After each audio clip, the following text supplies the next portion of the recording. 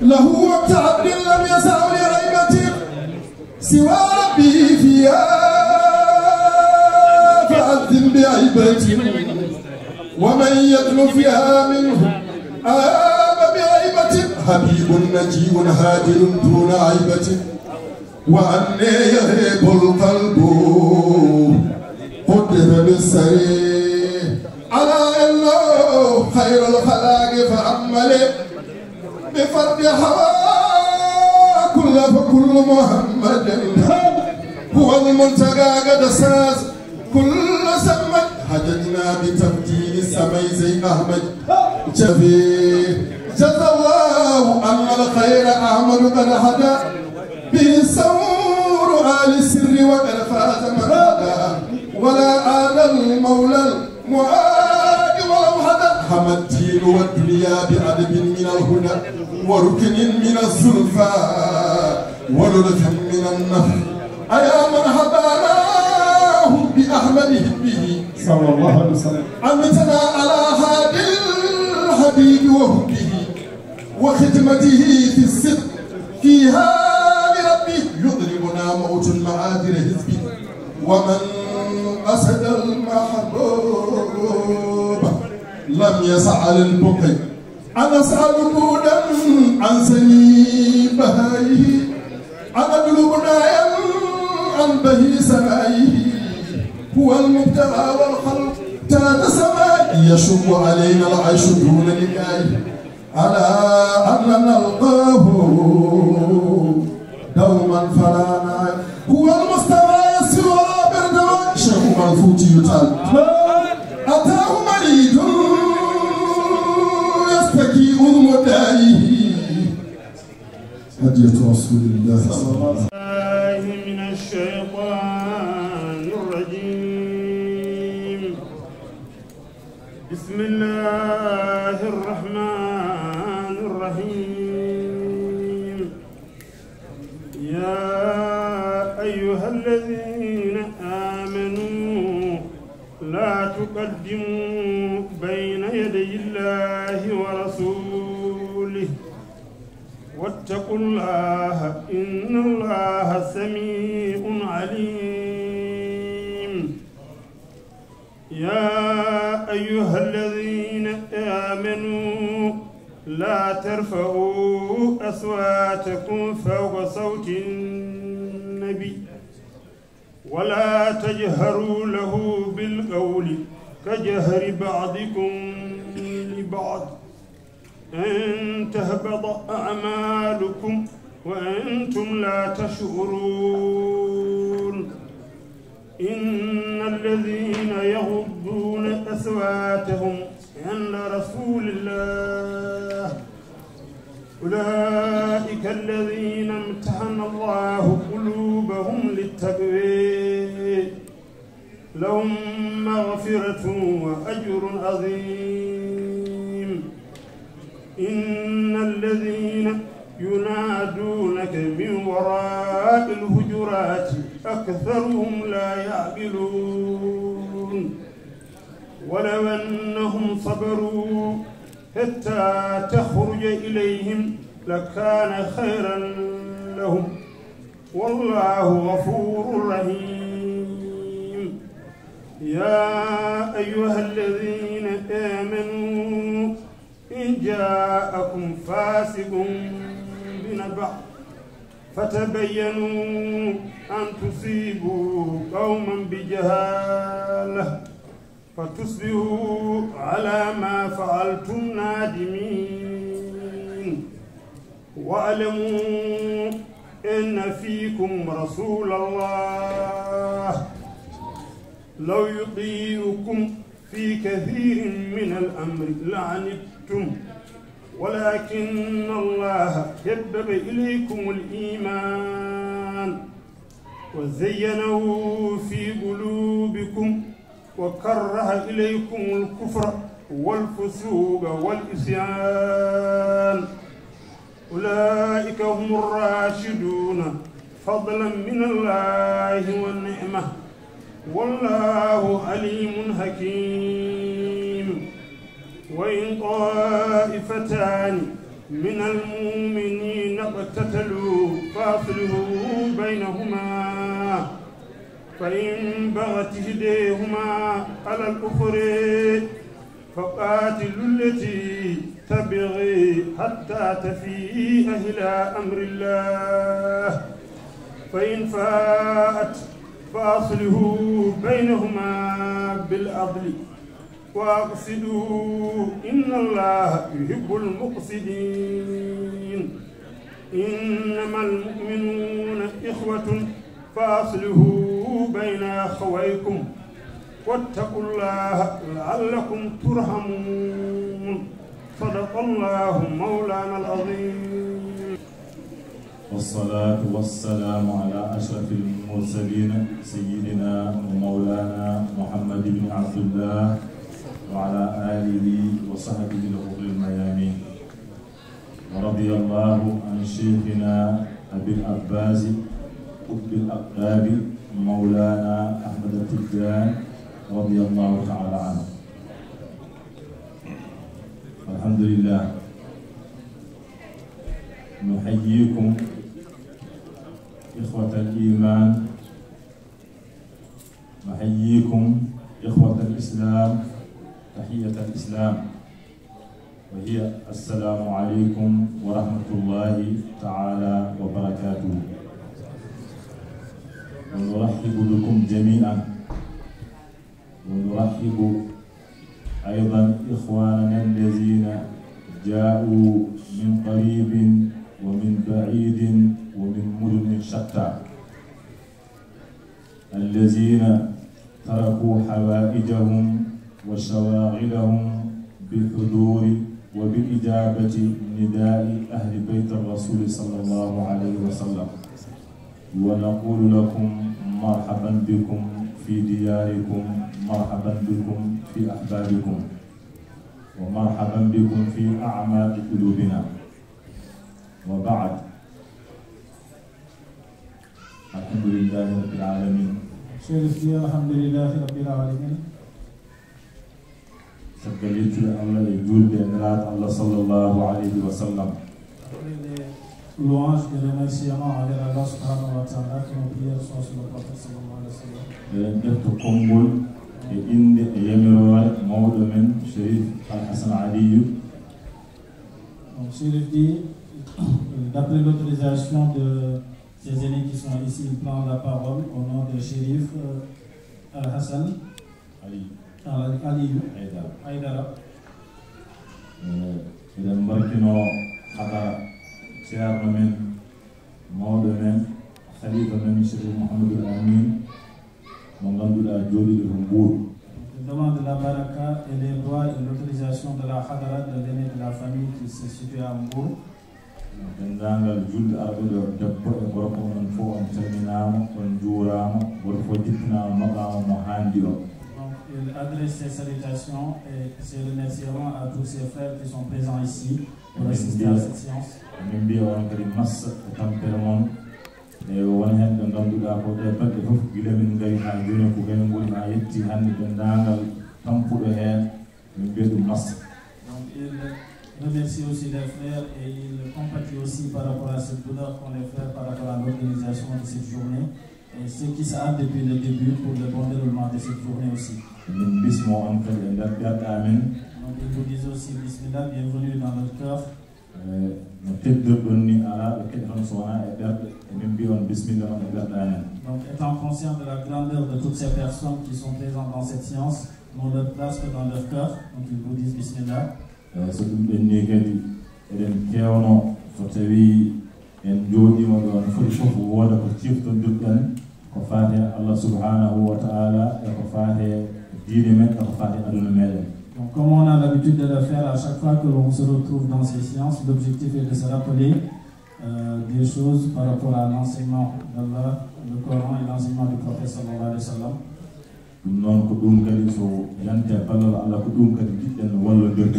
Donc s'il plaît à Dieu, c'est ce coutume que nous envisageons de continuer, de faire quelques rappels profitables. Et nous demandons à Allah subhanahu wa ta'ala par rapport à ce qu'il s'apprête à dire. Tout ce qu'il y a de bien à suivre par rapport à son discours, qu'on soit les premiers à l'appliquer.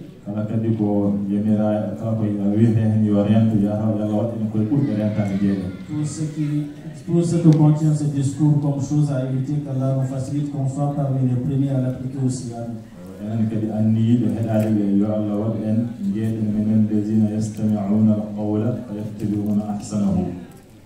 Et tous ceux qui vont écouter ces paroles, qu'Allah fasse qu'ils fassent partie de ceux qui écoutent les paroles d'Allah et qui suivent aussi les recommandations d'Allah. Alhamdulillahi Rabbil Alamin. Donc il dit Alhamdulillahi Rabbil Alamin, louange à Allah. Sir Mohammed Dengi Dojoni, Aye de Qur'an, Yanganduda ko Allah subhanahu wa ta'ala, jippini annabi mum yo haalane.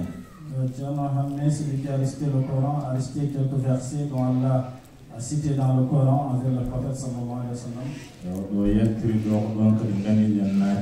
Donc là, ces versets qu'il a récités tout à l'heure, le shérif envisage d'entrer par ces versets. Parce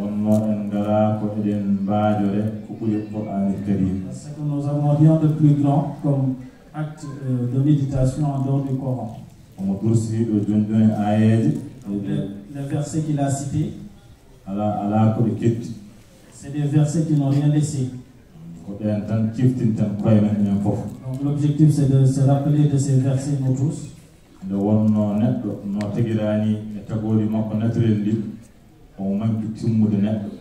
Parce que l'homme, de la manière dont Allah l'a créé, il est l'homme mais il est incomplet, si on peut dire.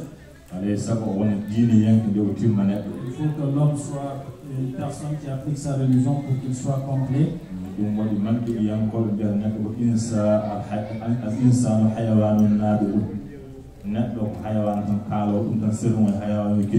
C'est pourquoi certains savants disent que l'homme c'est juste un animal qui parle, c'est ça qui le différencie aux autres animaux. Sauf l'homme qui connaît Allah, qui applique les recommandations d'Allah et qui s'oriente par rapport à notre Seigneur. Donc,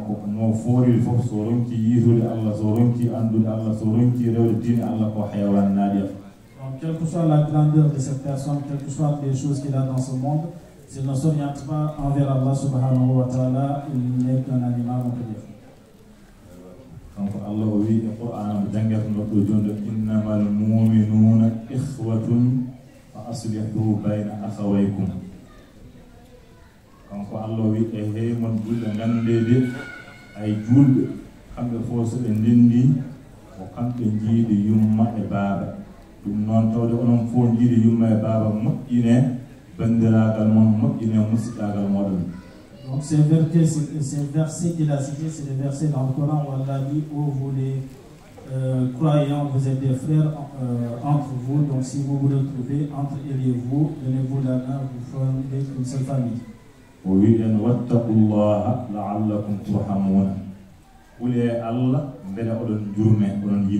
Donc craignez Allah, votre Seigneur, si vous voulez qu'il vous pardonne. woni gudde Allah noon ko denndaangal ko ngannduɗa Allah yamiri nolaaɗo Allah yamiri walla kala ko namɗa o haɗi kanko e Allah makko gacca ɗum woni hulde Allah. Donc si on parle de la croyance ou d'avoir la foi envers notre Seigneur, c'est de suivre les recommandations d'Allah subhanahu wa ta'ala et l'enseignement prophétique de notre modèle sallallahu alayhi wa sallam. aya goɗɗo kanko Allah o wiɗen ko ya ayyuha allazina amanu la yaskhar qawmun min qawmin عسى أن يكونوا خيرا منهم ولا نساء من نساء عسى أن يكون خيرا منهم. Dans ce deuxième verset, Allah dit ô vous les croyants.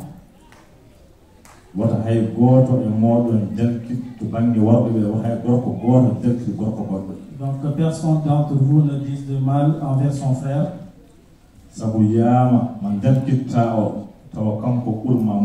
Parce qu'il se peut la personne que tu critiques ou la personne sur qui tu dis de mal qu'il soit meilleur auprès d'Allah que toi.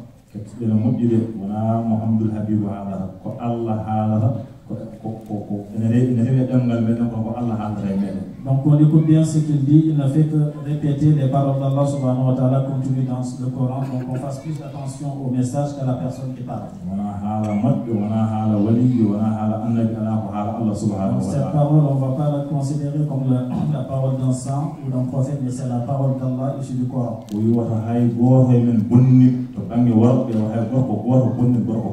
Donc il n'y a aucun homme qui dise du mal sur son frère musulman. Donc il ne faut jamais voir les défauts de ton frère et les divulguer dans l'objectif de le détruire. Donc ne dis pas, oh, vous avez vu les défauts qu'il a, comme si toi tu es un homme complet. Donc n'utilise pas un superlatif ou un mot en français qui permet de d'humilier, de dire que c'est une personne petite plutôt. Donc si c'est quelqu'un qui a des défauts, ne dis pas par exemple, est-ce que vous avez vu cette personne, il est tellement nul, par exemple. Donc si toi, en tant que personne propre, ne dis pas, est-ce que vous avez vu cette personne, il est tellement sale.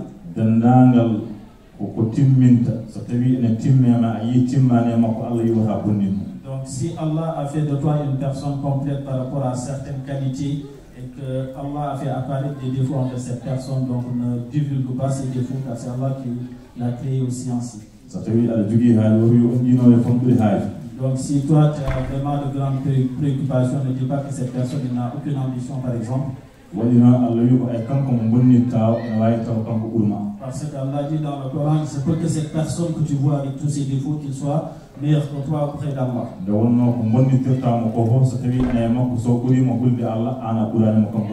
Parce que malgré ses défauts qui sont en lui, s'il croit en Allah plus que toi, il a une foi beaucoup plus solide que toi, il est beaucoup plus grand auprès d'Allah que toi.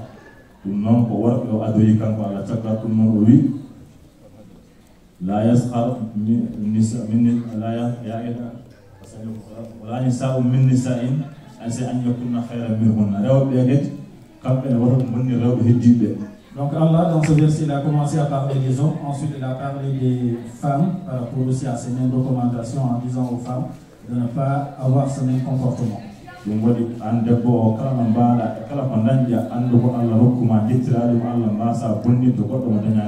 Donc ce verset s'adressant aux femmes, conseille aux femmes, quelles que soient aussi les grandeurs, les dons qu'ils ont ou les choses qu'Allah les a accordées, de ne pas critiquer d'autres femmes par rapport à des choses qu'Allah a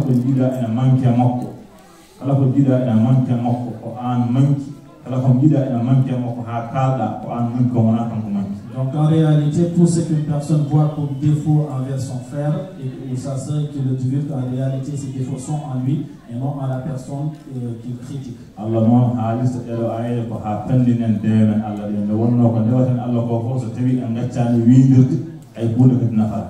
Allah a utilisé ces versets pour nous permettre de l'approcher, de parfaire nos adorations, parce que si on ne comprend pas ces versets pour les appliquer comme il faut, nos adorations vont vraiment manquer.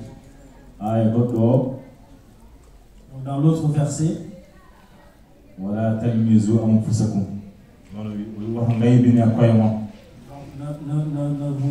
critiquez pas.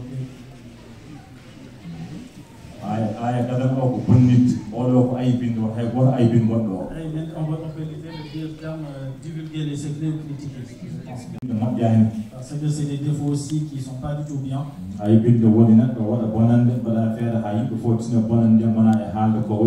En définition, c'est le fait qu'une personne fasse quelque chose de mal et qu'on fasse de notre mieux pour divulguer ce que la personne a fait de mal.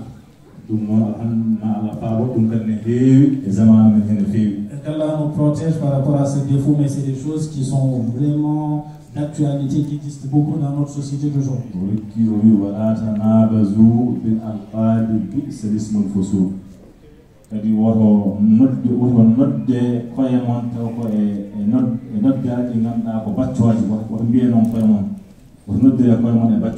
Donc ne faites pas des choses qui vont faire de vous que vous soyez des personnes bêtes ou de se dire qu'on est bête en fait.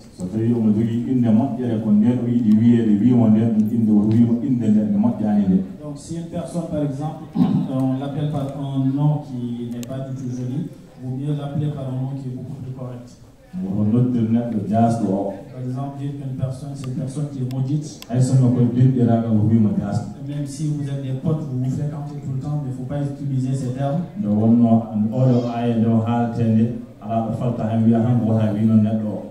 Parce qu'en disant ce verset dans le Coran, Allah n'a pas fait d'exception, il a dit tout simplement de ne pas dire cela entre musulmans. Donc si la personne a des noms qui sont très jolis ou des noms qui sont corrects, qu'il préfère utiliser, il vaut mieux l'appeler par ses noms.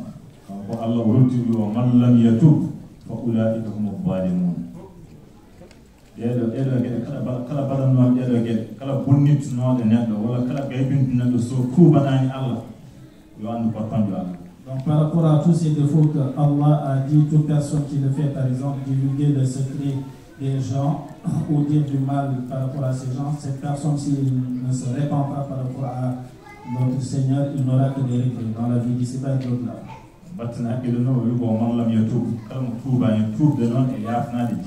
Donc Allah a utilisé dans ce verset en disant celui qui ne se repentit pas.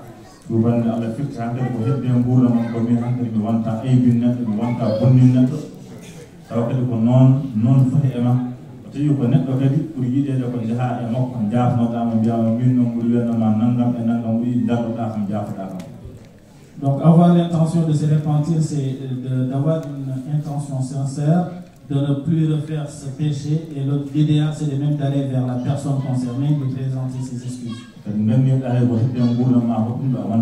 avoir aussi l'intention pour le restant de sa vie de ne plus commettre ces péchés. Quand on parle de repentir, on fait allusion à cela. Donc c'est différent d'avoir le pardon de notre Seigneur.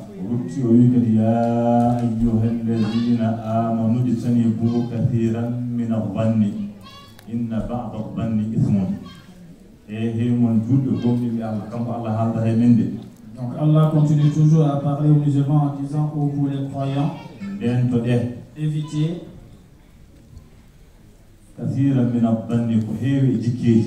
d'avoir une forte avoir des doutes par rapport à quelque chose et de dire que c'est des vérités.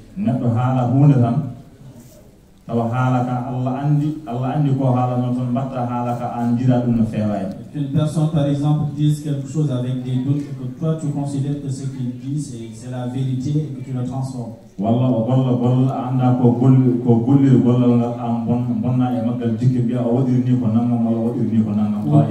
Ou qu'une personne fasse quelque chose sans pour autant que tu saches son intention, mais que tu transformes en disant qu'il l'a fait dans tes intentions, dans tes intentions.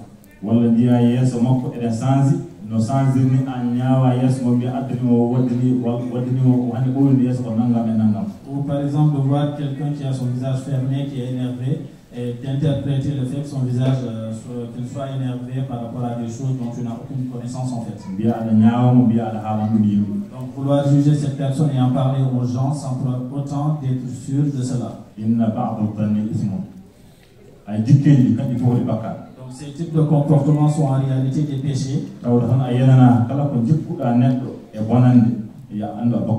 Donc toute chose dont la personne n'a pas de certitude et qu'il accuse le musulman de le faire, il a commis un péché.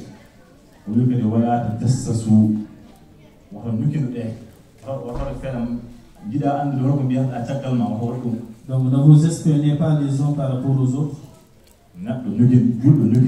Le musulman ne doit pas espionner ses frères musulmans. Donc espionner, on peut aussi l'interpréter dans le sens de vouloir savoir tout ce que l'on dit derrière une personne ou tout ce qu'il fait.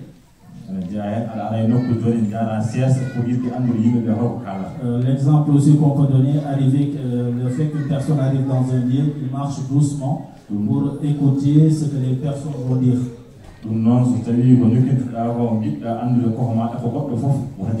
Donc si c'est dans l'objectif de savoir ce que l'on dit sur soi ou sur les autres, il faut éviter cela.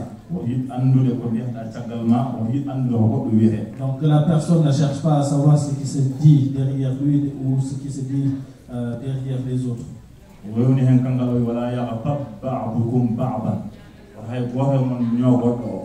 Que personne d'entre vous ne dise du mal sur les autres sans sa présence. Calomnier plutôt. Que personne ne calomnie son frère musulman. Donc il va nous expliquer c'est quoi calomnier une personne. Oui, ayuhibbu ahadukum an ya'kula lahma akhihi mayyitan fakarihtumu.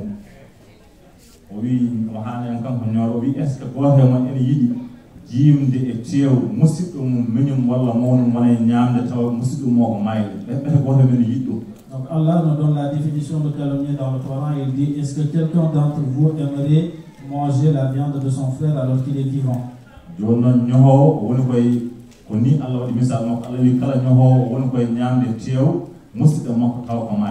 c'est cette métaphore qu'Allah a utilisée dans le Coran pour montrer que celui qui calomnie son frère, c'est comme s'il mange la viande de son frère étant vivant.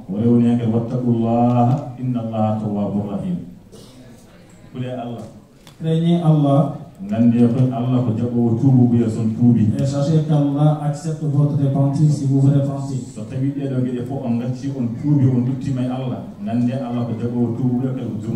Donc si vous vous repentez par rapport à tous ces éléments qu'on a dit depuis le début et que la personne se répand de manière sincère, Allah va lui pardonner.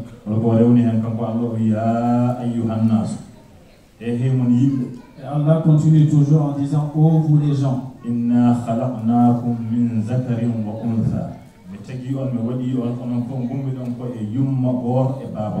Nous vous avons créé et vous êtes tous issus d'un seul papa et d'une seule maman. Et nous tous nous provenons de notre père Adam et notre mère Ève. Il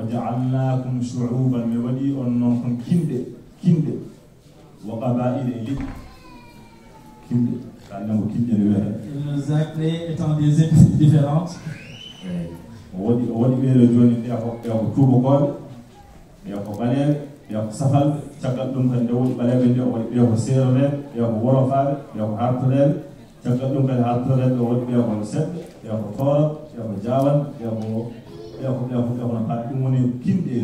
Donc Allah nous a créé les zones dans différentes catégories. Si nous prenons les blancs, il y a différentes catégories. Et dans la suite de ce verset, il nous rappelle qu'il ne faut pas oublier que nous venons tous d'Adam et d'Ève.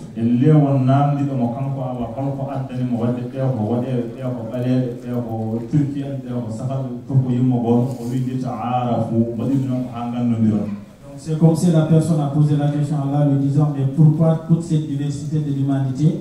Et Allah a répondu disant, c'est dans l'objectif que vous vous connaissez entre vous.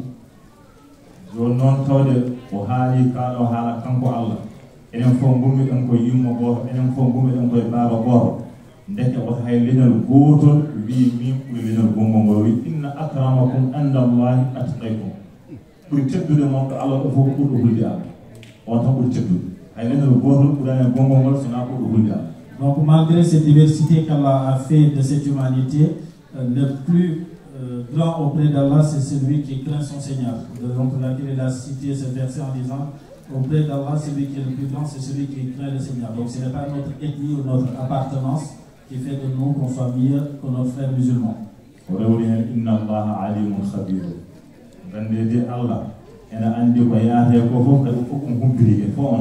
Donc sachez qu'Allah, il sait tout ce que vous faites et il a des informations par rapport à tout ce qui arrive aussi. Donc ça, c'est ce que Allah a parlé par rapport à nous. Donc on continue toujours dans ce sens, selon le livre de notre maître Cheikh Mohammed al-Nazifi. Donc une fois qu'on a parlé ce qu'Allah a dit dans le Coran, maintenant on va s'intéresser à ce que les prophètes ont dit. Ensuite on va s'intéresser aux prophètes et ses compagnons. Les saints aussi ce qu'ils ont dit par rapport à ce qu'Allah a dit. Notre maître Imam Nazifi radiyallahu ta'ala a dit,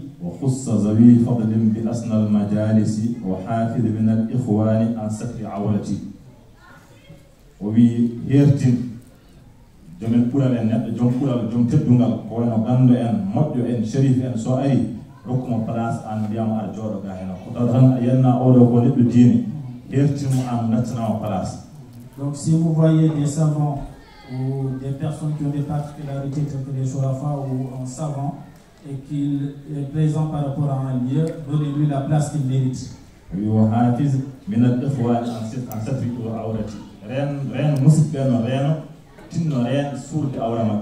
Imam Nazifi nous dit aussi qu'il faut éviter de divulguer les secrets de nos frères ou leurs défauts. قال عيسى عليه الصلاة والسلام على نبينا وعليه الصلاة والسلام لأصحابه كيف تصنعون إذا رأيتم أخاكم نائما فكشف الريح عنه عورته أو ثوبه قالوا نستره ونغطيه فقال بل تكشفون عورته قالوا سبحان الله من يفعل هذا قال أحدكم يسمع في أخيه بالكلمة فيزيد عليها ويشيعها بأعلم منها. سيدنا علي وي Sayyidina Ali a dit, donc il était avec des personnes, il les a dit, ses compagnons, il les a dit,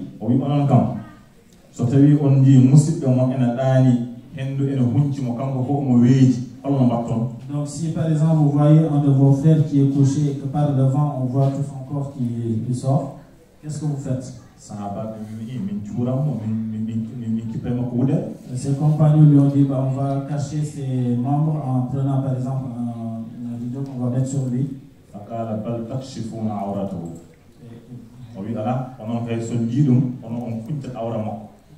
Donc vous, en voyant cela, en réalité vous avez divulgué ses membres. Et ils ont dit, subhanallah, qui peut faire ce type de choses? Ils ont posé la question à Sayyidina Isa. C'est Sayyidina Isa avec ses compagnons. Il a répondu en disant,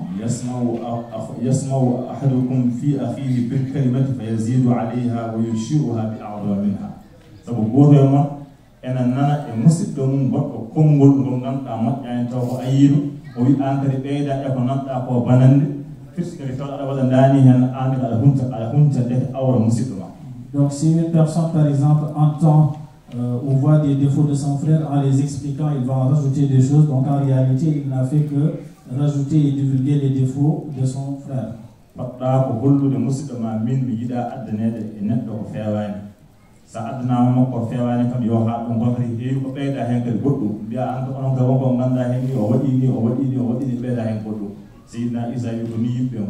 Et Sayyidina Isa disait, en réalité, ce qui se passe, c'est quand une personne on vient vers lui parler des défauts des autres personnes et qu'il en rajoute. En fait, il n'a fait que divulguer aussi les secrets ou les défauts de ses frères. Et c'est ce qui se passe de plus en plus.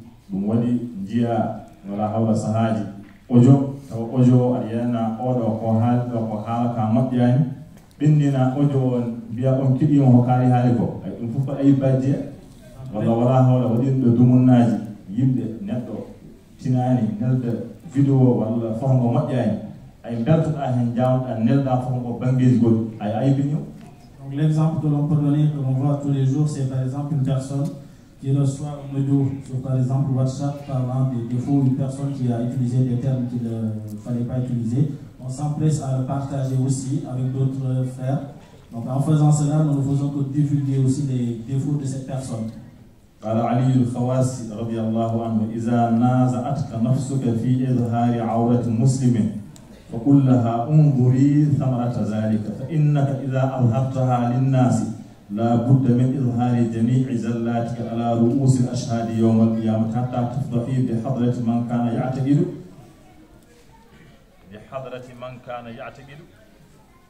أنك رجل صالح. وي ستوي fittano mandi wadi sikki saka a miiji est ce que mi haala walla mi masa haala ni jeeya neɗɗo waɗi ko boni taw ko an tan andi ko waɗi ko hen sa fittama no wima haalani yimɓe fittano wonɗo wima ala wata haala mbaɗa ɓeyat omo haalanma holno mbatta. Sayyidina Ali Khawas radiyallahu ta'ala disait, si une personne par exemple voit son frère qui a fait quelque chose de mal et que son âme lui dit faut-il le faire, faut-il le dire ou faut-il pas le dire, alors qu'il est le seul à le savoir sans pour autant qu'il y ait quelqu'un d'autre qui soit au courant. Donc si ton âme te dit par exemple il faut dire cela, divulguer ce défaut, donc il dit il faut répondre à ton âme en lui disant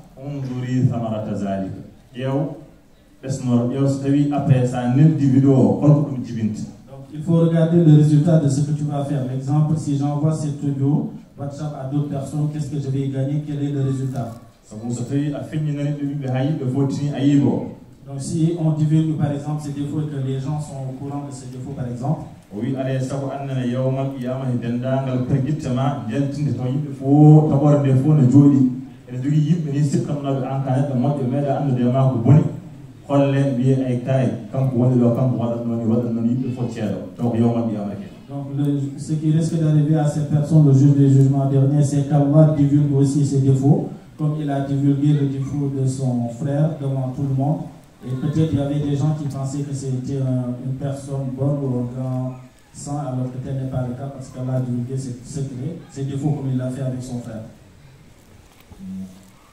Oui, kadi wala yatajassasu ala awrati an-nas illa fasiqun. Ay goto jukinta ko yidde andude ayibaji yimbe sonata ko fasik kala bado non yo andu ko fasik yidde andude ayibaji yimbe kala bado non yo andu ko fasik.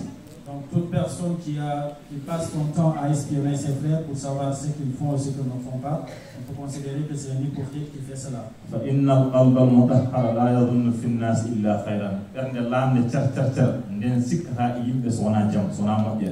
Car une personne qui a un cœur qui est pur ne pense du bien que des gens. إذا ساء فعل المرء ساءت ظنونه وصدق ما يأتاه من توهم. نحن سيدنا قال لما كمبني أتينا كقولنا كفاية هنقول سكتي ما جرى وزور كلامي أو ما نديك أو يا كلام ما كبرنا يجيله هذا كقولنا كفاية. Donc si une personne par exemple ne fait que de mauvaises choses, quand il voit les gens bien faire de bons actes, tout le temps il doute, il se dit que ce qu'ils font ne peut être que du mal en fait. وصدق ما يأتاه من توهم كلا كوا وهم ودي جوني سد 20% يعني وودي ولا أنكم هوان تنقطكم قوام. Donc pour ce que la personne voit et qu'il a des doutes par rapport à la fiabilité de l'information ou pas, même si le pourcentage tourne autour de 20%, il doit dire non, ce n'est que des défauts en fait. Allah sallallahu alayhi wa sallam man satara man alima min akhihi sayyi'atan fasataraha satarahu Allah yawm al-qiyamah. O wi kala gandudo e musiddo mum ko feewani o suuli dum o halnan heego ma Allah suma yawm al-qiyamah. Le prophète sallallahu alayhi wa sallam il a dit toute personne qui cache les défauts de son frère, Allah cachera aussi ses défauts le jour du jugement dernier. ومن كشف عورة أخيه المسلم كشف الله عورته حتى يفليه بها في بيته. كلا كده كنتو awraji mi non wona awra mo gandude no ala ko ayibaji yimɓe gonɗi nder mbaɗa feere kalna yimɓe ono wayni o wi kala baɗo non ma Allah hirsinmo taw yimɓe tawa e ndergalle makko. Donc toute personne qui divulgue aussi les défauts de ses frères, Allah divulguera aussi ses frères le jour du jugement dernier aussi. o wi kam ne asallam wa man satara ala mu'minin min awratin faka annama ahya mayyita. Kala mo ganduɗa o suuri julɗo o suuri ɗum o yiiri ɗum ayiba o suuɗi o way kono gurtinɗo maayɗo ni to banggue gurtinɗo maayɗo baraji ɗe jogii ɗi elle ko ɗin baraji o jogii kanko baɗɗo ni hen noon. Donc le prophète sallallahu alayhi wa sallam il a dit toute personne qui cache le défaut de son frère c'est comme s'il a fait renaître un mort. eyo goto e andu o wi o kadi qila inna qalba al ahmad fi fihi wa lisanu al aqili fi qalbihi. o wi ɓernde neɗɗo ɗayɗo on ɓernde nde woni tan ko kunu ko he. Donc un savant a dit une personne qui est con, si on peut dire, c'est quelqu'un qui est con ou bête, son cœur ne se trouve que sur sa langue. Son cœur ne se trouve que sur sa langue. Donc cela veut dire que cette personne, tout ce qu'il pense, il le dit.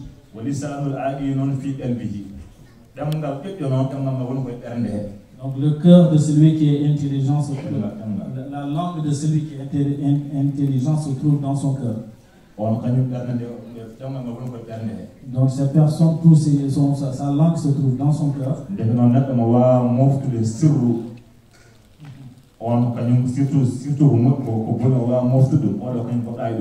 Donc toute personne qui ne peut pas garder un secret ou qui ne peut pas s'empêcher de divulguer le défaut de ses frères est peut-être considéré comme une personne bête.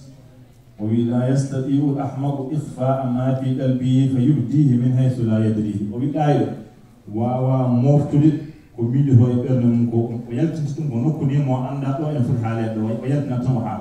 Donc une personne qui est bête ne peut pas garder un secret dans son cœur, il ne peut pas s'empêcher de le divulguer, car il ne peut pas se contrôler en fait.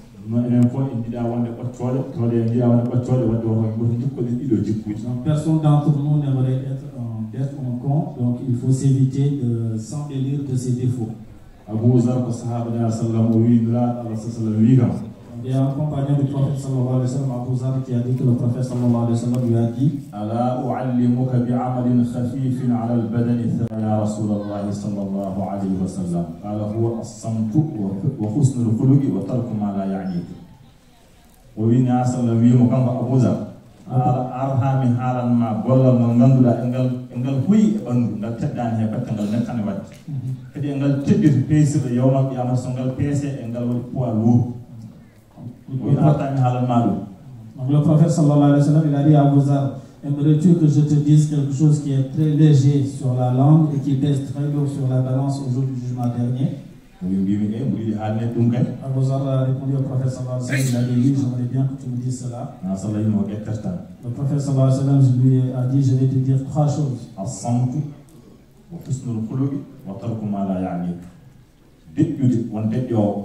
Le premier, c'est le silence.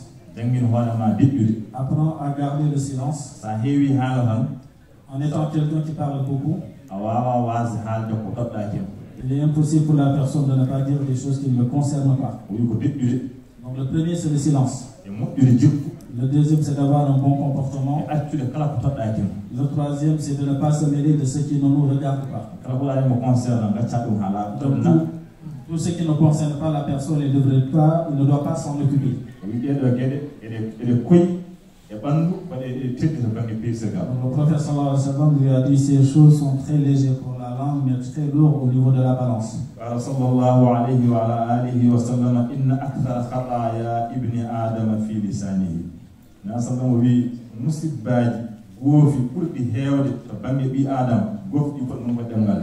Le prophète sallallahu alayhi wa sallam a dit les plus grands péchés ou la plupart des péchés que l'on commet sortent de sa langue. قال صلى الله عليه وسلم ليس شيء من الجسد إلا ويسكو إلى الله اللسان على حدته. يا صلى الله عليه وسلم a dit على ففتر البنغال إبن. Il n'y a pas un membre qui se trouve dans notre corps qui ne se plaint pas au niveau de notre Seigneur et qui ne se plaint pas au niveau de notre Seigneur de la langue. La main se plaint au niveau d'Allah en disant à Allah il faut parler par rapport à la langue car il nous fatigue. Et les yeux aussi, ils se plaignent au niveau d'Allah. La langue aussi. Ils disent tous à Allah, protège-nous de la langue car vraiment il nous fatigue. Dans la suite de sa hadith, il nous dit donc tous les membres se réunissent et se plaignent au niveau d'Allah par rapport à la langue.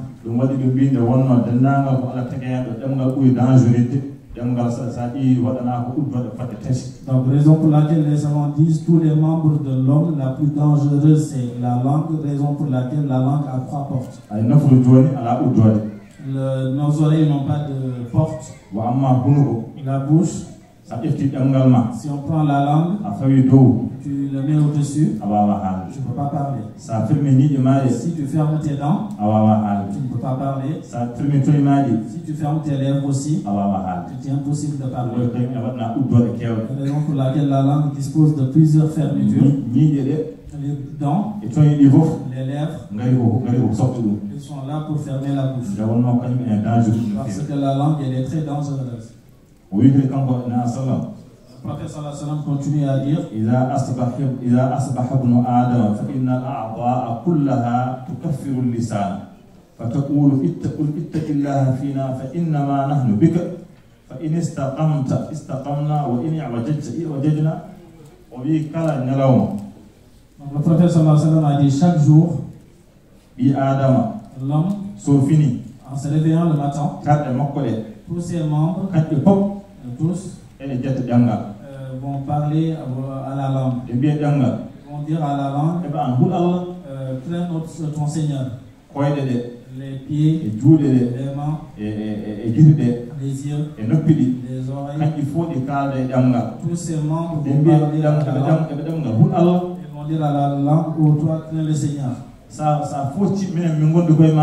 Si tu es calme, on est avec toi. sa foccima tan Si tu te dilates plutôt, minen min ɓocco nous aussi on va se dilater. sa ɓoñima tan Si aussi tu n'es pas droit, minen kadi min goña nous aussi on va pas être sur le droit chemin. ndeke noon en gandi ɗemngal Donc on sait à travers ce hadith que la langue, ko kañum woni fof nde il est tout par rapport à nos membres en fait. nuraɗo allah sa sallam o wi lamma urija bi ila samai marartu bi qawmin lahum adafiru min nuhasin yahmushuna wujuhahum wa sudurahum فقلت من هؤلاء يا جبريل قال هؤلاء الذين يأكلون لحوم الناس ويقطعون في أعراضهم كما صلى الله عليه وسلم Le prophète sallallahu alayhi wa sallam il dit ensuite, le jour où il allait prendre la prière, il a croisé des gens. Ces gens qu'il a vus, Jibril l'avait amené pour voir l'enfer. Il a vu là-bas des gens, ils ont des ongles qui sont très longs, ils se grattent le visage, il y a la peau qui va tomber carrément.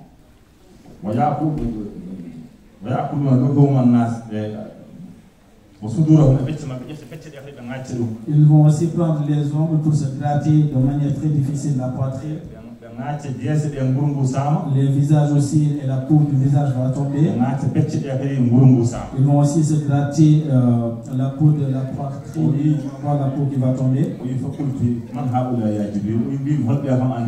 le prophète sallallahu alayhi wa sallam, il a demandé à Jibril, mais qui sont ces gens? Et Jibril lui a répondu,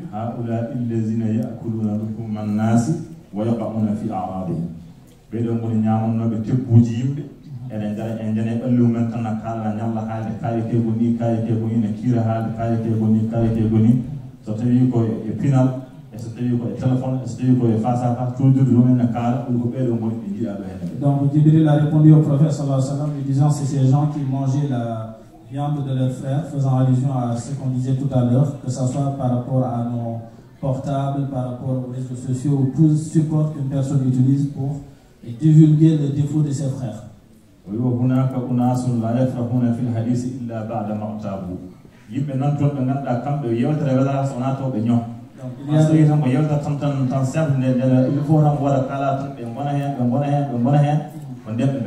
Il y a des gens, ils ne sont contents que s'ils sont dans des assemblées où ils peuvent calomnier, dire du mal des autres, mais si la science tourne autour de notre Seigneur ou des choses importantes, ils ne sont pas du tout contents.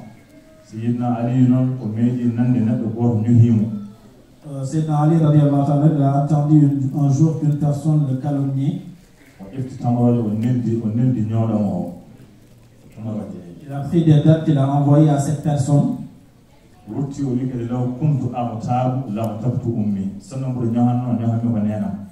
Il a dit si je devais calomnier, j'allais calomnier ma mère.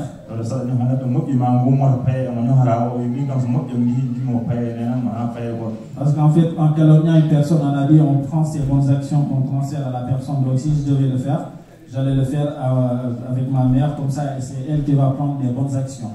Le prophète sallallahu alayhi wa sallam dit aussi, est-ce que vous savez c'est quoi calomnie? Et les compagnons lui ont répondu, Allah et son prophète savent.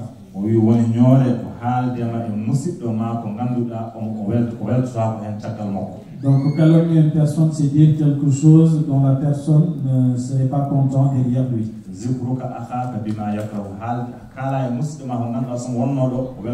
Donc dire quelque chose sur ton frère, s'il était là, il n'allait pas être content d'entendre ses paroles. Et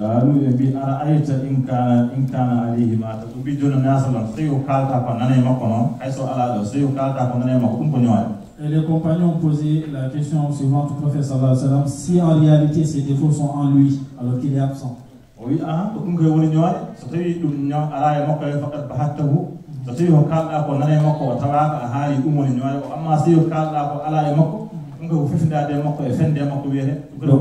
Donc calomnier, c'est le fait de dire des choses qui sont sur la personne en son absence.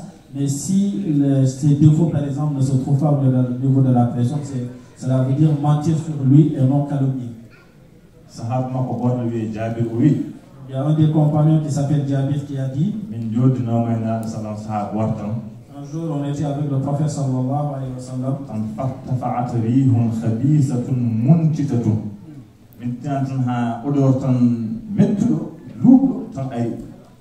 Nous avons senti une très mauvaise odeur à un certain moment qui venait vers nous. فقال النبي صلى الله عليه وسلم أتدرون ما هذه؟ Le prophète sallallahu alayhi wa sallam a dit aux compagnons, savez-vous c'est quoi cette odeur? وهذه ريح الذين يغتابون المؤمنين هم المنافقون.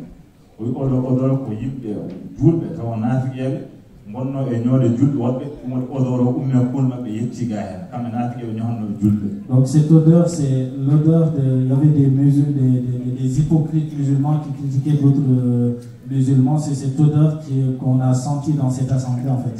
dum wadi dum ko communauté men jaatino den gaccen ko wiete ñoore. Donc le shérif nous exhorte en disant qu'il faut éviter de calomnier, de dire des mauvaises choses sur les gens.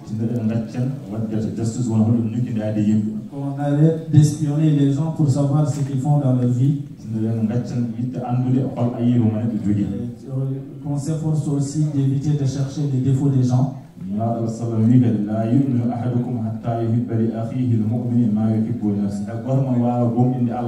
Le prophète sallallahu alayhi wa sallam a dit personne d'entre vous ne peut être un vrai croyant sauf s'il aime pour son frère musulman ce qu'il aimerait avoir lui-même. Il y a un savant qui a dit لا يستطيع العمل بهذا الحديث إلا من حفظه التوفيق وخرج من الطبيعي. على بعض كل هذا الحديث. Personne ne peut appliquer ce hadith. Sauf ce que la personne se souhaite, il le souhaite à ses frères. Il le souhaite pour les autres aussi. Sauf la personne qu'Allah a assistée. Allah lui a accordé son tawfiq.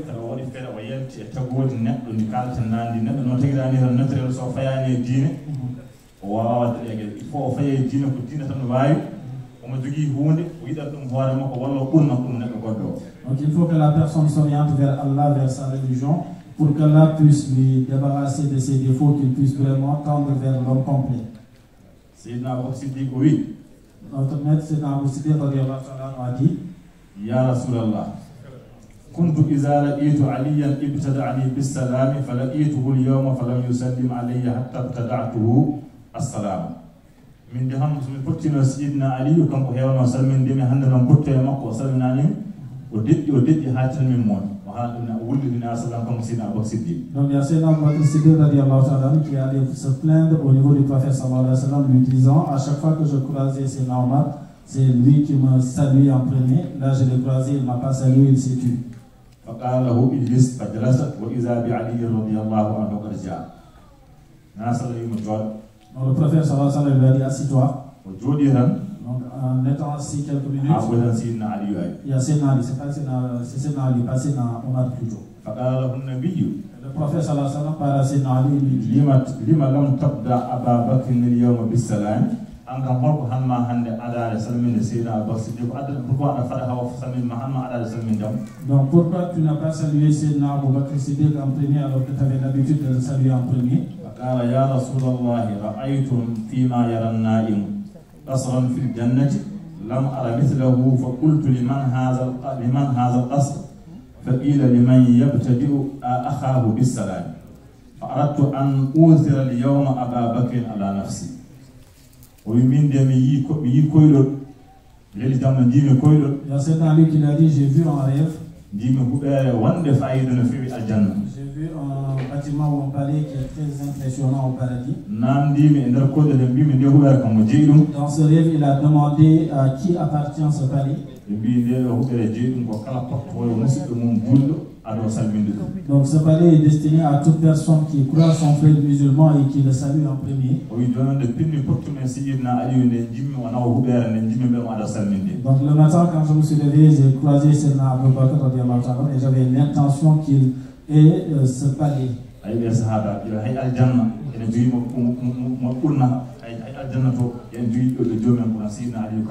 Donc cet exemple nous montre la grandeur des compagnons qui même pour le paradis préfèrent que leurs frères aillent au paradis ou gagnent des places plutôt que.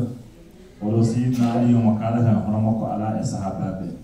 Ali radiallahu ta'ala anhu, il est unique parmi les compagnons. C'est une exception parmi les compagnons. Donc les saints, ils disent qu'après le prophète sallallahu alayhi wa sallam, le plus grand compagnon c'est Sayyidina Ali. Ceux qui sont dans la charia disent que c'est Sayyidina Abu Bakr. وفي حضرنا إن سيدنا علي رضي الله عنه بات على فراش رسول الله صلى الله عليه وسلم. النبي صلى الله عليه وسلم يهرم في مكة وفي علي أرجل له ونقص مكتنا عثمان نعم على نانيو.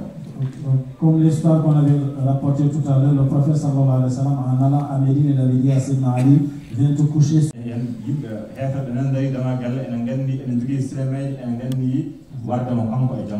Le prophète sallallahu alayhi wa sallam savait que dans cette maison, il y avait des gens qui étaient aux alentours et qui avaient l'intention de le tuer le soir même.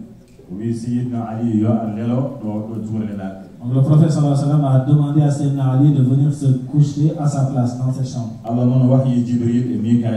Donc Allah a parlé à Jibril et Mikaïl.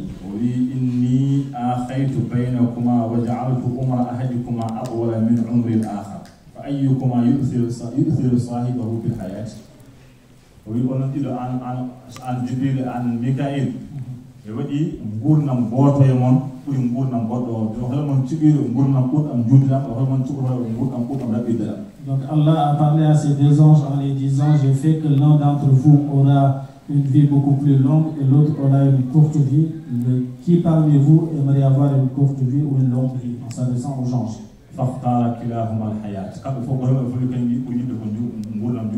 Chacun des deux anges a dit qu'il voulait avoir une longue vie. Et personne n'a voulu laisser la place à l'autre, chacun voulait avoir une longue vie.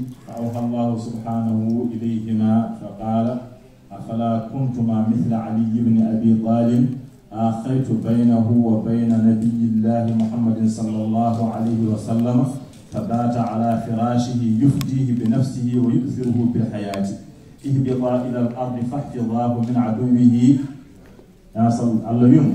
Allah parle aux anges en s'adressant à Jibril et Mikaïl. Vous ne pourriez pas suivre le modèle de Sayyidina Ali. Sayyidina Ali qui est un compagnon du prophète sallallahu alayhi wa sallam. Donc il s'est couché sur le lit du prophète sallallahu alayhi wa sallam. Il a racheté son âme. Et ce jour-là, il savait qu'il y avait une forte probabilité qu'il soit tué.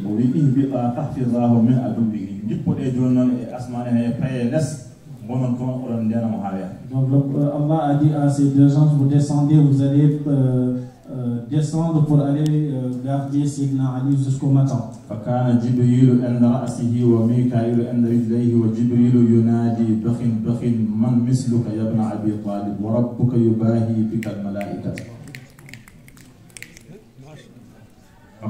Quand Jibril il est descendu. Il était sur la tête de Sayyidina Ali. Mikaïl aussi est descendu. Il était sur les pieds de Sayyidina Ali. Et Jibril il a dit. Donc en chantant ce poème qu'il a chanté.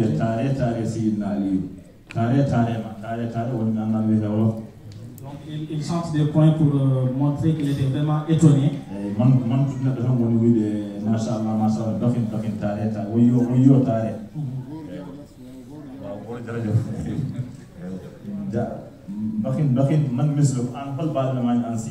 Ô Sayyidina Ali, qui est comme toi?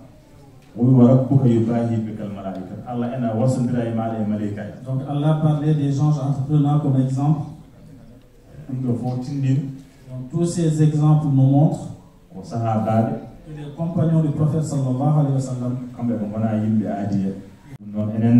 nous aussi, il est un devoir pour nous Il est souhaité aussi pour nous, même s'il nous est impossible d'atteindre les stations, de faire de notre mieux, de ne pas laisser nos âmes nous égarer, de dire ce qu'on a envie de dire, de regarder tout ce que l'on a envie de regarder, de critiquer, divulguer les défauts de qui on a envie de faire. D'autres personnes qu'on veut dire du mal de faire aussi. Donc il est temps de se rétrospecter, de revoir nos défauts. Si on veut être des hommes complets, il est plus qu'important de laisser ses défauts.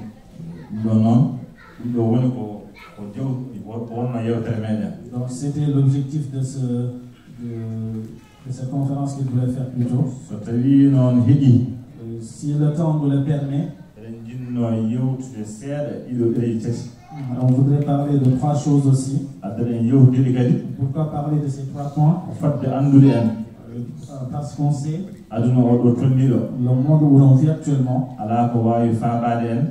rien ne peut nous sauver. Même ces discours, même en les prononçant, même si on fait beaucoup d'efforts, il y a beaucoup de choses qui vont manquer aussi. Ce qu'ils s'apprêtent à dire, rien que ça pour nous sauver. Jusque-là, c'est notre maître Imam Nazifi radiyallahu ta'ala.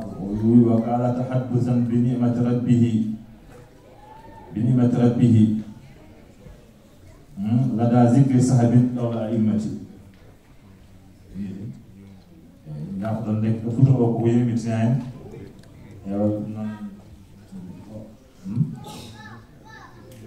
من يأخذ تنتظر فترة وقوية ɗum kam kadi kala ko gon e dow en dartinat so tawi en juuli futoro so tawi heeɗi bekkiten ɗereji ɗiɗo tati ɗi ngannduɗaa ko jimɗi so tawi heeɗani kadi ewa jondinɗe hen jimɗen tan ko wallude en ko faati ko wawi hiɓɓitade ko kalɗen ɗo ko so hayso en mbawa gollude ɗum en jogui ko haalete ɗo ko ɗum no wawi wallude en heɓɓitoyen ɗo ko jogori haalede ko ɓuri wawde wallude en ko ɓuri ko kalden ko. Donc je vais vous dire qu'il a vraiment une forte pensée de ce qu'il va dire actuellement va beaucoup plus nous aider que ce que l'on avait abordé avant.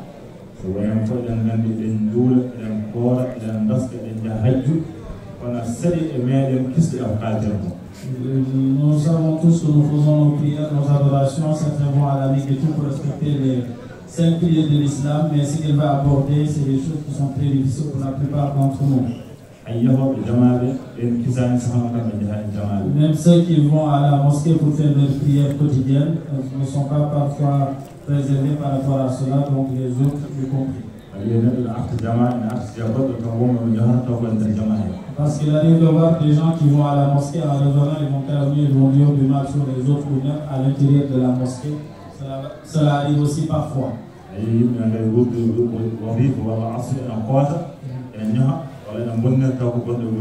Il arrive aussi de voir des frères qui, une fois qu'ils ont fait de séance de wazifa ou de hadra, en rentrant, qui critiquent ou qui parlent d'un frère qui est pourtant venu assister à cette séance des écrits. Donc si ces hommes ne s'en sortent pas, qui va s'en sortir par rapport à ces défauts? C'est ainsi que notre maître Imam Nazifi radiyallahu ta'ala anhu dit: لدى ذكر سهب قول أئمتي فرجلاي هاتان على كل عارف من النشأة الأولى لآخر النفخة.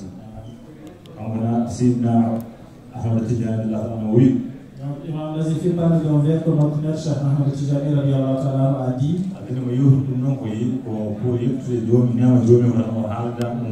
Sayyidina Cheikh radiyallahu ta'ala a parlé de cela pour montrer les faveurs d'Allah qu'il a eu. Parce qu'il était avec ses compagnons qui parlaient. Les compagnons de Sayyidina Cheikh radiyallahu ta'ala parlaient de l'Awliya et principalement de Khadir Jilani. Par rapport à ce qu'Allah lui avait accordé comme don. Sayyidina Cheikh radiyallahu ta'ala il a dit: mes 2 pieds, je les ai posés sur le dos de chaque awliya. depuis le début de la création jusqu'à la fin des temps.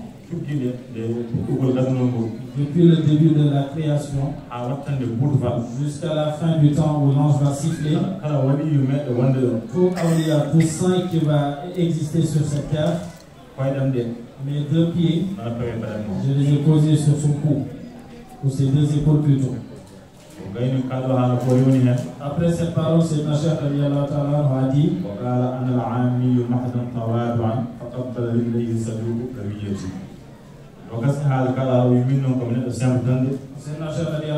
une fois qu'il a dit cette grande parole, il a dit je suis une personne tout simple, je ne suis rien. Il a dit cela par modestie envers son Seigneur.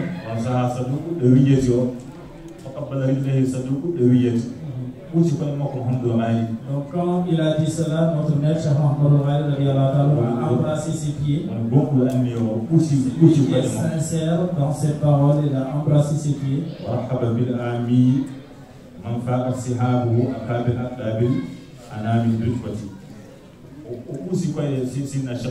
En embrassant les pieds de Sénat Cheikh radiyallahu ta'ala, il a dit Bismillah. Nous voulons, notre chef qui dit être simple, c'est toi que nous voulons. Toi dont les compagnons dépassent les uns des autres voies en termes de station. C'est toi que nous voulons.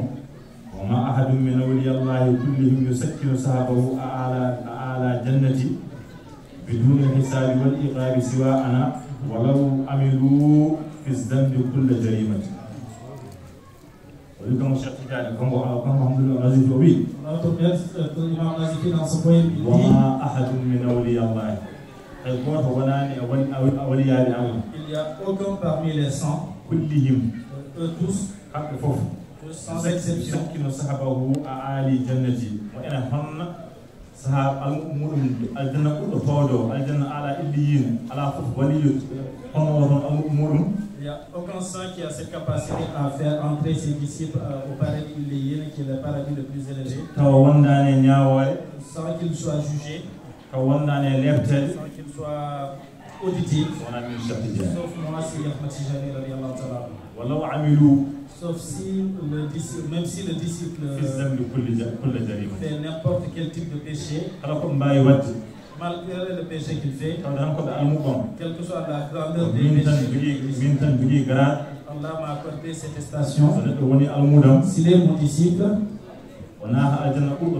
il peut entrer au paradis le plus élevé sans pour autant qu'il soit jugé, sans qu'il soit audité par rapport à tout ce qu'il a fait. Ça, il a dit dans l'intention de pousser les gens. Il a dit dans l'intention de nous inciter à prendre la voie Tijani. Ceux qui ont déjà pris la voie ahmedienne, qu'ils fassent beaucoup plus d'efforts.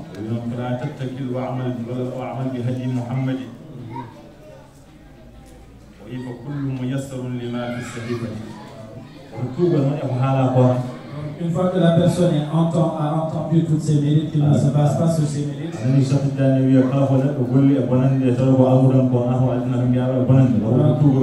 Que le disciple entende tout ce que vous venez de dire par rapport au péché que le disciple peut faire et qu'il se permet de faire des péchés. Donc il a dit n'entend pas cela jusqu'à laisser la sunna du prophète sallallahu alayhi wa sallam. Donc chacun, pourquoi Allah l'a créé, il a des facilités par rapport à cela. Notre maître Cheikh Ahmed Tijani radiyallahu ta'ala a dit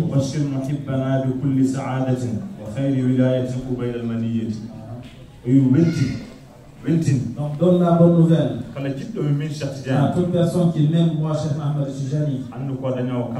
C'est une personne qui sera sauvée. Donc par rapport aux stations, il aura les stations les plus élevées. Avant de mourir, il sera un saint parfait. Donc ça c'est une très bonne nouvelle que Sénat Cheikh nous a donnée.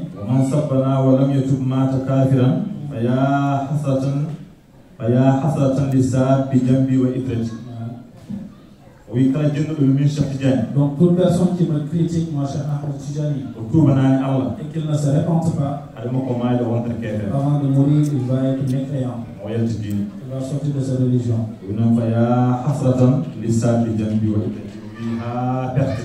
Donc la dit malheur soit Neɗɗo mo ganduɗa ya sunare. sur toute personne, E perte mo ganduɗa neɗɗo mbiyone yennan min walla limiram. sur toute personne qui me critique ainsi que mes compagnons O de perdi. ou ma descendance, il est perdant. وقد ضمن النبي ذلك يقظة بوعد صدوق منه صونا لحرمته ويقال له كون من شخص جاني C'est Nasser radiallahu ta'ala, il a dit tout ce que je viens de dire. C'est le prophète sallallahu alayhi wa sallam qui me l'a dit. Toute personne qui m'aime, il ira au paradis. Toute personne qui me déteste, il ira en enfer. C'est le prophète sallallahu alayhi wa sallam qui lui a donné la garantie par rapport à cela.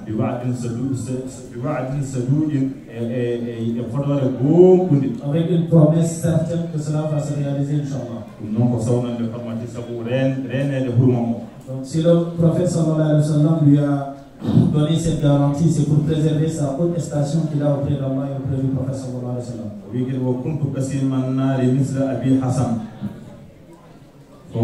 فويل لمبغض لنا والفتية ومن شقيان منكم كتر جاي. C'est Nasser radiallahu ta'ala, il a dit une partie de moi est de l'enfer. Je suis comme mon grand-père Sayyidina Hassan radiallahu, Sayyidina Ali radiallahu ta'ala.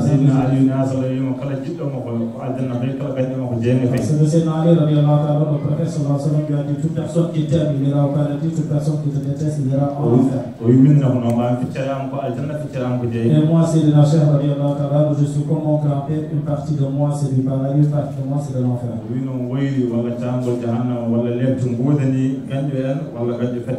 Et c'est Nasser, il a dit que malheur soit sur toute personne qui nous insulte ou toute personne qui me déteste ou qui déteste ma descendance. Et il parle de ces Nasser radiallahu ta'ala des mérites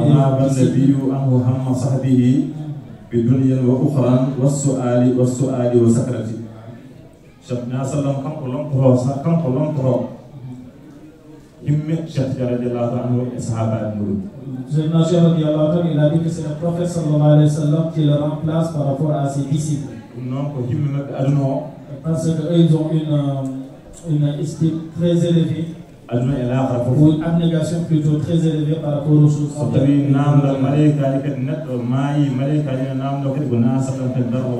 Si le disciple Tijani s'il meurt et que les anges lui posent des questions, c'est le prophète sallallahu alayhi wa sallam qui répondra à sa place. Donc même si le disciple au moment où il agonise et qu'on lui pose des questions, c'est le prophète sallallahu alayhi wa sallam qui répondra à sa place.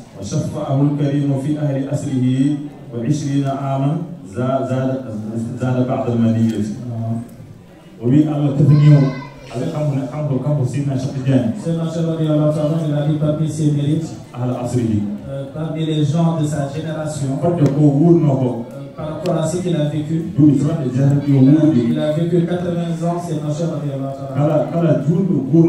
Toute personne qui a vécu ce même siècle que lui, il ira au paradis. Parce que c'est ce Nasser qui va, il aura l'intercession de ce Nasser radiallahu ta'ala.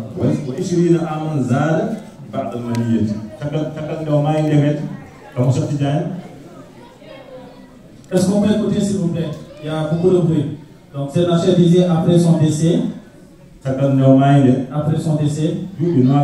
a ajouté 20 ans.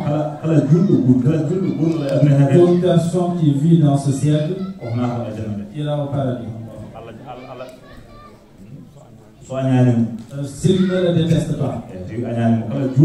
C'est tout musulman qui ne déteste pas ces Nasser radiallahu ta'ala. Pendant 11 siècles, les 100 ans, 80 ans qu'il a vécu et 20 ans plus tard, tout musulman qui vit ne le détestant pas ira au paradis.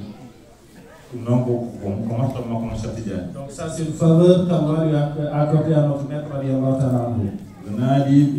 ينادى به في الحسر هذا إمامكم وهذا ممدكم بأعلى المنصة. Oui, يوم القيامة أنا نودي يبفون وانا يوم يبفون وانا رندو نودي داندو رندو هي أولو بنجوف الشخص جان بي أولو وانو ɓeydo won oɗo wonno almano oɗo wonno ɓeydo won omo woni e dow nokku mo ganduɗa podium taw kono tapis rouge ni mo woni tan kanko Cheikh Fandara. Donc au jour du jugement dernier, notre Cheikh Cheikh Tidjani Chérif Radiallahu Ta'ala, il sera sur un podium et on entendra une voix qui va s'adresser à toute l'assistance, lui disant que voici celui qui vous augmentez et qui assurez votre alimentation spirituelle, sans que vous le sachiez. ولا تعترض علي فيما سقطته فتجزى فتجزى بنيران الجحيم الفظيعة. وهو آمن ويده وفرح. Donc c'est naturel, après tout ce qu'il a dit, il a dit ne remets pas en cause mes dires. Ne me critique pas sur ce que j'ai dit aussi. Tout ce que j'ai dit, moi, cher Imam Nazifi plutôt qui dit tout ce que j'ai dit.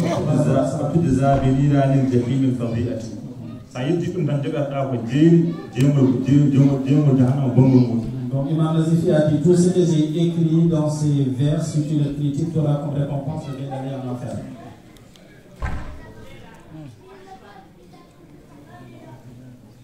وحرول إلى حماه تسلم من الرداء ولا تلتفت لنسبة أو مزية وكان وحرول Donc Imam Nazifi donne un conseil aux disciples en disant fais très vite, accélère. En allant vers le temple de Seigneur Cheikh. Fais de ton mieux pour faire partie de ces disciples, des gens du temple. Pour éviter de faire partie des perdants. ولا تلتفت لنسبة أو مزية وهو يترو أسقط. Donc que la personne ne fasse pas attention à sa généalogie ou à sa descendance pour dire que moi je suis petit-fils ou fils de telle personne, raison pour laquelle je peux accéder à la voie Ahmadiyya.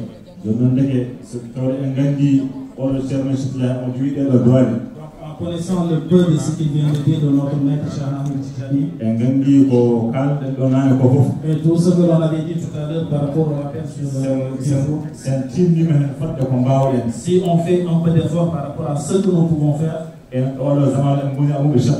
surtout en cette période, en essayant d'être le lycée de Cheikh Tidjani, en faisant nos zikrs comme il faut, nous assure son intercession. Et c'est juste ça qu'il voulait rajouter par rapport à la première partie qu'on avait développée avant. C'est là qu'il avait dit par rapport aux défauts que le musulman doit éviter, que chacun d'entre nous fasse des efforts. Et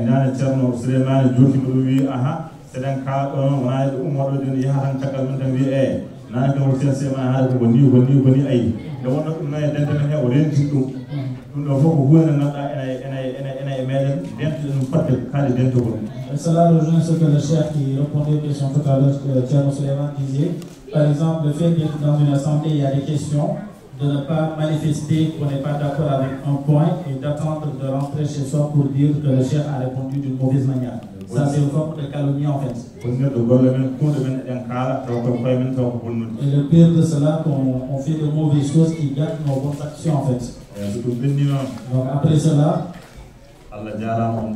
le chef vous remercie toute l'assistance. Au nom de notre chef, Chérif Al-Hassan. Donc il demande aussi le pardon à tous les frères qui sont présents ici. À tous les musulmans qui sont présents ici. Ils vous passent le salut et ils vous disent merci beaucoup. Ils vous remercient aussi. Ils sont très contents de vous et ils sont très aussi satisfaits de vous.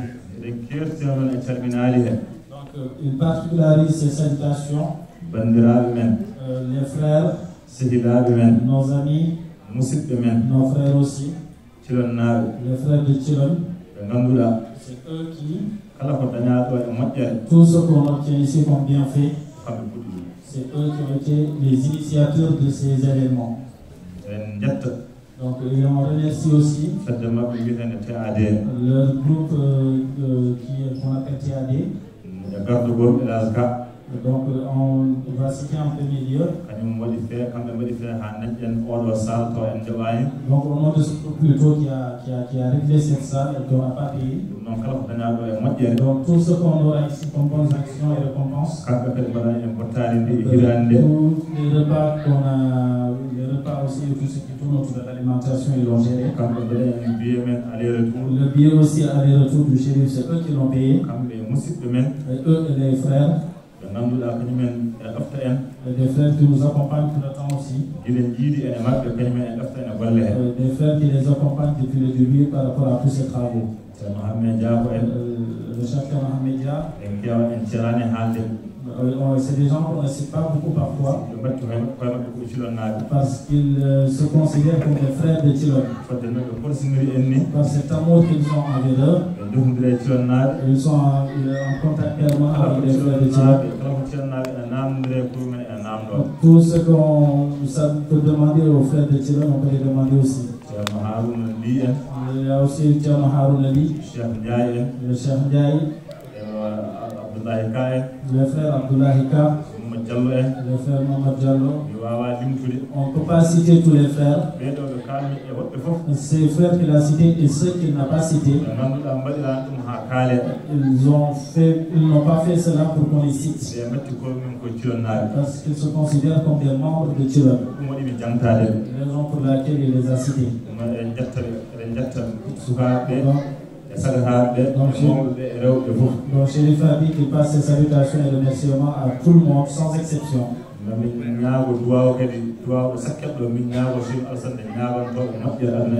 Donc on demandera à Cheikh Hassan de faire des doigts pour a réussi des choses mondaines et de l'au-delà.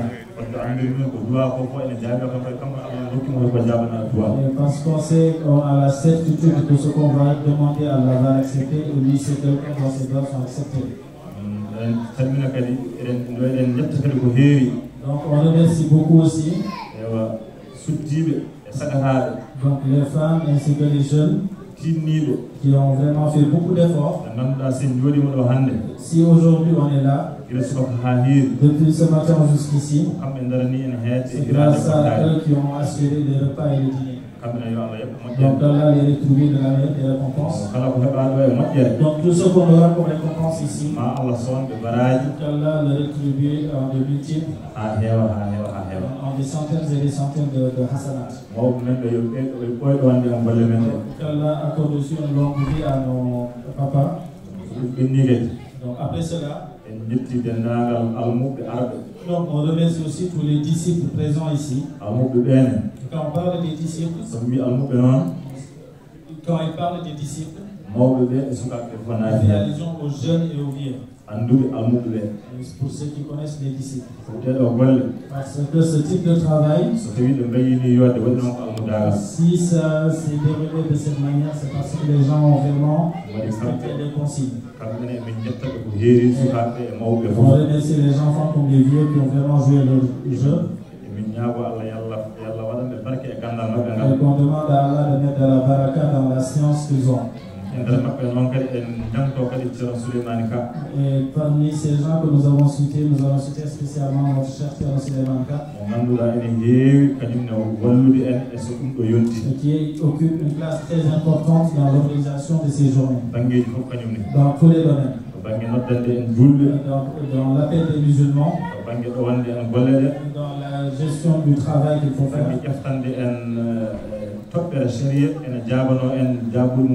de répondre surtout aux questions posées par les frères dans la charia, c'était très important. Et malgré son emploi du temps hyper chargé, et quand les Jourafa ont une journée, il laisse tout ce qu'il avait comme programme pour venir ici. Et ça aussi c'est... Et aussi plusieurs frères musulmans aussi, des hommes comme des femmes, qui ont répondu par cet appel.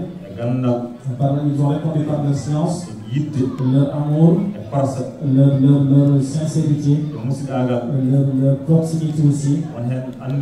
Il y a des gens qui les connaissent, il y a des gens qui ne connaissent personne de cette assemblée, mais ils ont juste entendu qu'il y a une journée organisés, ils sont là.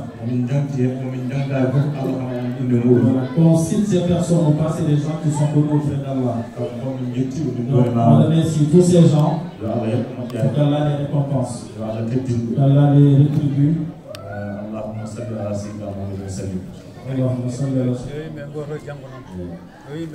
Donc que les gens aient voté demain, c'est important, c'est un devoir civique.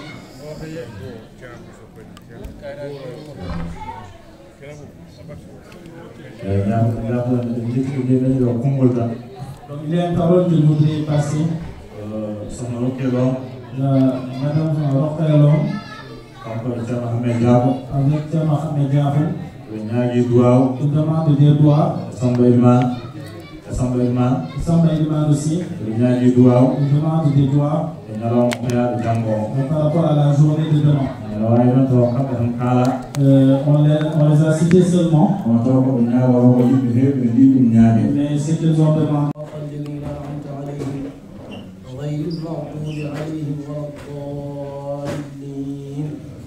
اللهم صل على سيدنا محمد الفاتح لما أغلق والخاتم لما سبق ناصر الحق بالحق والهادي إلى صراطك المستقيم وعلى آله حق قدره ومقداره العظيم. بسم الله الرحمن الرحيم. صدق الله العظيم وبلغ رسوله النبي المصطفى الكريم ونحن على ما قال ربنا ومولانا من الشاهدين. اللهم ارحمنا بالقرآن الكريم وانفعنا بالآيات والذكر الحكيم واجعله لنا حجة يوم الدين. اللهم انفعنا بما صرفت فيه من الآيات وذكرنا بما ضربت فيه من المصيبات والكشف بتلاوته عن السيئات إنك مجيب الدعوات. اللهم تقبل منا ختم القرآن وتجاوز عنا ما كان في تلاوته من سهو أو نسيان أو تحريف أو تقديم أو تأخير أو زيادة أو نقصان أو تأويل على غير ما أنزلته أو تعجيل عند تلاوته أو كسل أو زيغ اللسان أو وقوف بغير وقف أو إدغام بغير مدغم أو إدغام بغير بيان. فاكتبه منا على التمام والكمال والمحدد من كل الأفعال وارزقنا فضل من قرأه وأديا حقه مع الأعداء والقلب واللسان وهب لنا به الخير والسعادة والبشارة والأمان ولا تختم لنا بالشر والضلالة والطغيان ونبهنا قبل المنايا من نوم الغفلة والكسلان وأمنا من عذاب القبر ومن سؤال منكر ونكير ومن أكل الجدال وبيض وجوهنا يوم البعث وأعتق رقابنا من النيران ويمن كتابنا ويسر حسابنا وثقل ميزاننا بالحسنات وثبت أقدامنا على الصراط وأسكننا وسط الجنان وارزقنا جوار سيدنا محمد عليه الصلاة والسلام وأكرمنا بلقائك يا ديان. اللهم اجعل القرآن العظيم ربيع قلوبنا وجلاء أحزاننا وذهاب همومنا وقائدنا وسائقنا إلى جنة النعيم. اللهم اجعله أنيسنا في المحشة ومصيبنا في المهدة ومصباحنا في الظلمة ودليلنا في الحيرة ومنقذنا في الفتنة واعصمنا به من الزيغ والأهوال وكيد الأعداء يا رحمن يا رحيم.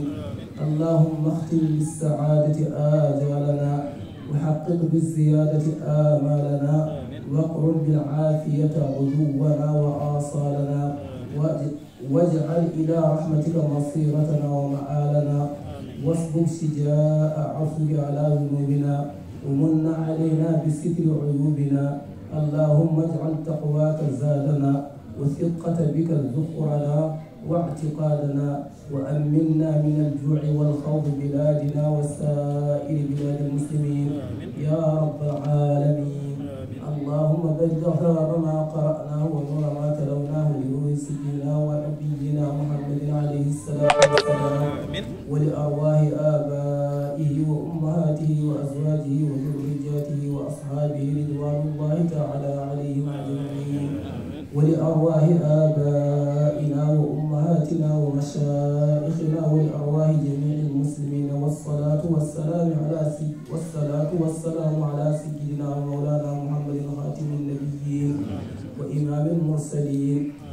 اللهم صل على سيدنا محمد الفاتح لما أغلق والخاتم لما سبق ناصر الحق بالحق والهادي إلى صراطك المستقيم وعلى آله حق قدره ومقداره العظيم.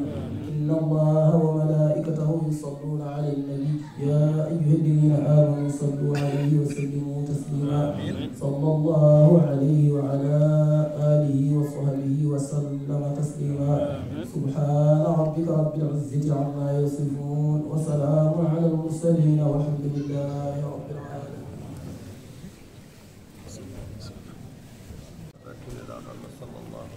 On demande par la baraka du prophète sallallahu alayhi wa sallam, par la baraka de tous les envoyés prophètes, par la baraka des compagnons du prophète sallallahu alayhi wa sallam. On demande à Allah par la baraka de notre maître Sidi Ahmed Tijani radiallahu ta'ala anhu, par la baraka aussi des khalifes de notre maître Sidi Ahmed Tijani radiallahu ta'ala anhu. On demande à Allah aussi par la baraka de nos maîtres et des maîtres de nos maîtres. On demande aussi par la baraka de nos parents qui sont purs et qu'on sait qu'ils sont des gens vraiment purs auprès d'Allah. Par la pureté de leur cœur qui s'orientent vers Allah. Et tous ceux qui suivent le prophète sallallahu alayhi wa sallam. Toutes les vœux que les personnes ont mis ici, et que ce soit mondial ou de l'au-delà, qu'Allah les accepte. Qu'il soit un enfant, un homme ou une femme, qu'Allah accepte les prières. Tout ce qu'on prie, qu'Allah l'accepte aussi.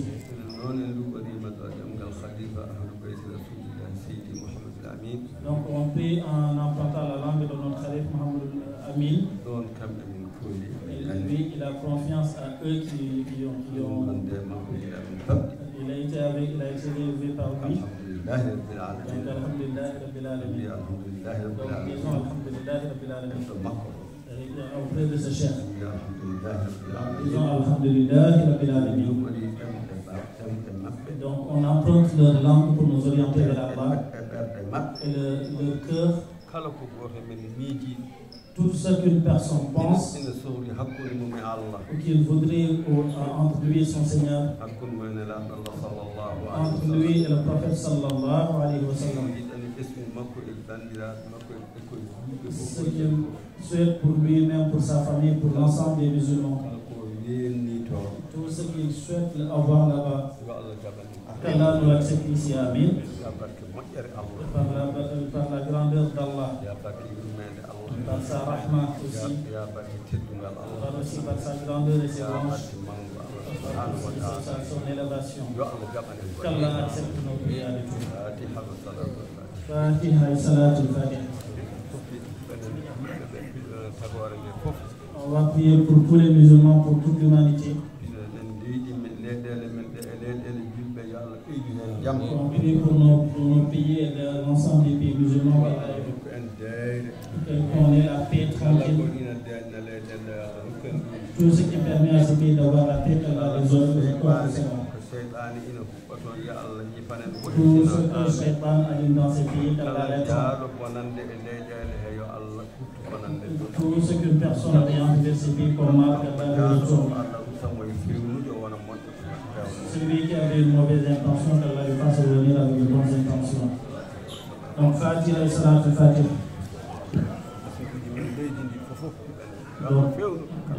Donc, nous prions aussi pour nos enfants qui sont dans ce pays, qu'Allah les mette tous sur la bonne voie.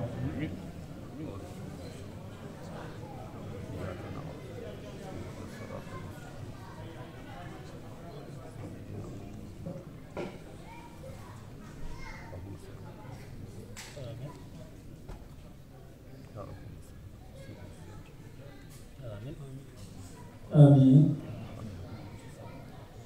Amin.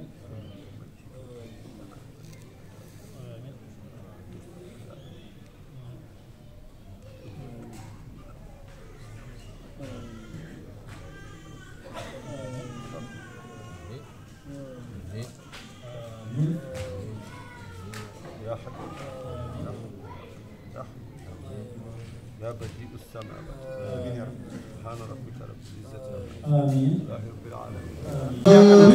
بسم ربنا فضلنا إن جومم يتولي